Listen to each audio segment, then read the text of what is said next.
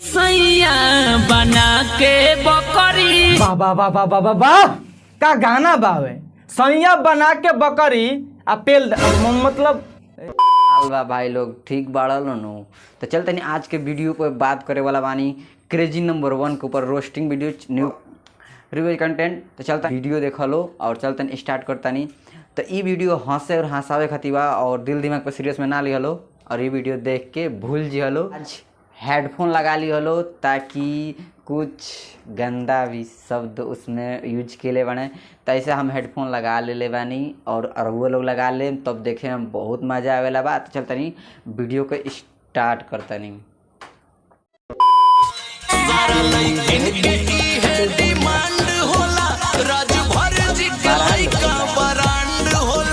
अच्छा हमार तो सरवा पते ना रहा के राजभर लो ब्रांड होलन लो एक कैमरा होला तब तो सरवा हमू ब्रांडे बनी ना। हमर झाटी के बार भइलो आ तू सब हमार में के काई भइलो। सैया बना के बकरी। वाह वाह वाह वाह वाह वाह, का गाना बावे।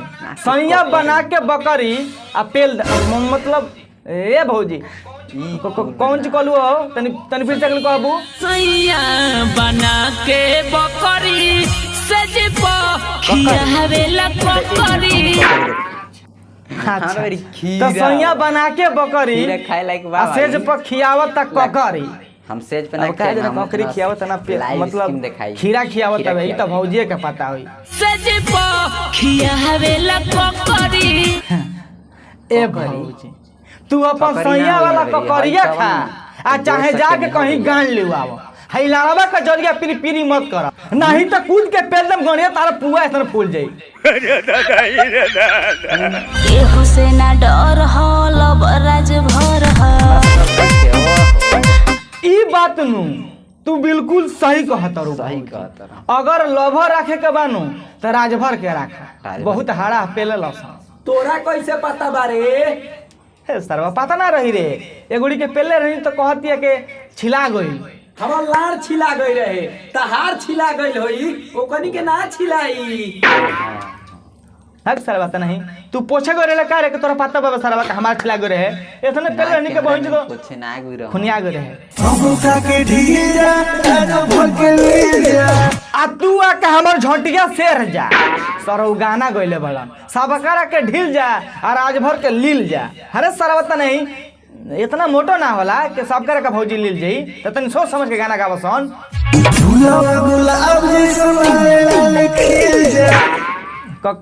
कौन ची कहत रहा भैया जी तनी फिर से खाली कहब।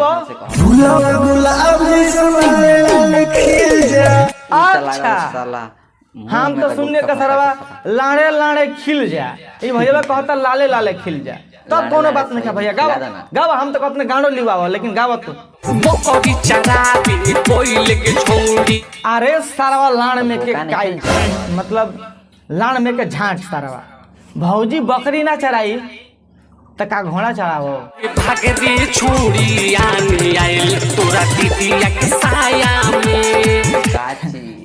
ए भैया जी समझला जब भौजी जाके मरवाई पेड़ के छाया में तब तो आनी अइबे करीनू साया में। हमरा चोली पफे कोनो मोरिया कमरिया हिले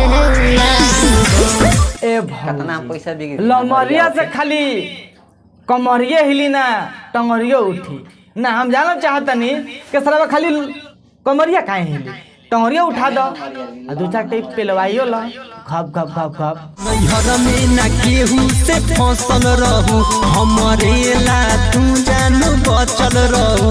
ए सास तार बहिन चोदो तू सरू दलील पर लेके गए रहल का भौजी के तारा ला बचल रही सार झंटूरा कहीं का कि तब कहत हमरे ला बचल रहलू हट तोर बहिन चोदो। राजा चढ़ल बा हां चढ़ल बा राजा चढ़ल बा। अरे भौजी बताओ तो सही के कौन चीज चढ़ल बा।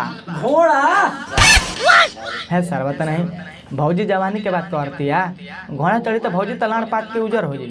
चढ़ल बा हमर जवानी अपने उठवा के पीला जावस पानी उठवा के पीला ए भौजी एकरा तो बढ़िया तू कर मुंह पर चढ़ के मुँह दे तू सारा भर घगलिया का पी लेते करे बहन चोदो ओठवा का पानी पियला पर लाड़ होई। अब एगो कहानी के सुन लू के लाड़ चटला से प्यास थोड़ा ना जाला एकरा बढ़िया चढ़ जा गर्दनिया पसारे के आ छुल छुल छुल 3 हाली मुद्दा एकदम सर को प्यास मिट गई। चढ़ले जवानी के पानी रोज झरेला। ए भौजी सीधे सीधे काहे न के कह दे तू के पटक के पेल देला लाड़ खातिर कह दू तारा बहन चोदो के रोज जवानी के पानी झारेला तारा बहन चोदो ये को गलवा सुनला के बाद तो हमार झटिया झड़क जतावे।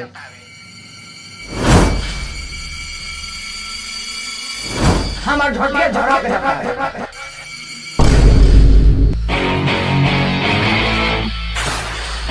ना भाई लोग एकरी बहन चोदो ई गाना गावत रहता सारावा एकरी बहन चोदो मतलब सुनला के बाद कनी कनु मन करता के गोनिया में कूद के पेल दी एकरी बहन चोदो। कौन है सारे पापा तोर बाप है बेटी चोर। पापा मामा का तो गलती हो गेला। तू सर ऐसा ना ऐसा कोई वीडियो बनावत है हमरा तो पता ना रहल।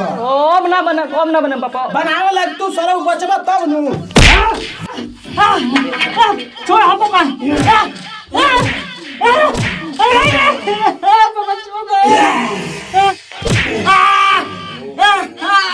और ना बने बस गंदा गंदा वीडियो। हां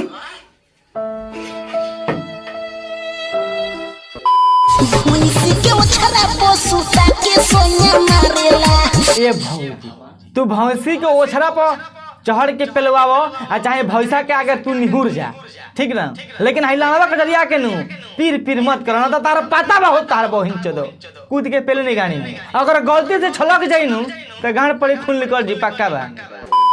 अब देखो लो भाई लो भैया सर भैंसी के ओछरा पर सुता के मारो चाहे सर का पोखरा में सुता के भौजी के मारो ओकरा से हमरा कोनो दिक्कत नहीं है ना कोनो प्रॉब्लम बा। भौजी मरवावल चाहती है मरवाओ भैया पे मतलब मारना चाहता भैया मारो सारा बस हम आज के बकचोदी खत्म करना चाहते नहीं। होप करते हैं कि आज के वीडियो देखे तो हम लोग अच्छा लगे अगर वीडियो देखा अच्छा लगे तो वीडियो के लाइक कर दियो अच्छा ना लगे वीडियो के डिसलाइक भी कर सकते रहो। और भाई लोग सबसे इंपॉर्टेंट बात भाई जो अभी तक चैनल को सब्सक्राइब नहीं करे सब्सक्राइब कर बेल आइकन पे ऑल में प्रेस कर दियो ताकि हम जब भी नई वीडियो अपलोड करें सबसे पहले कौन करेंगे। तो मिलेंगे फिर से नेक्स्ट वीडियो में तब तक के लिए बाय।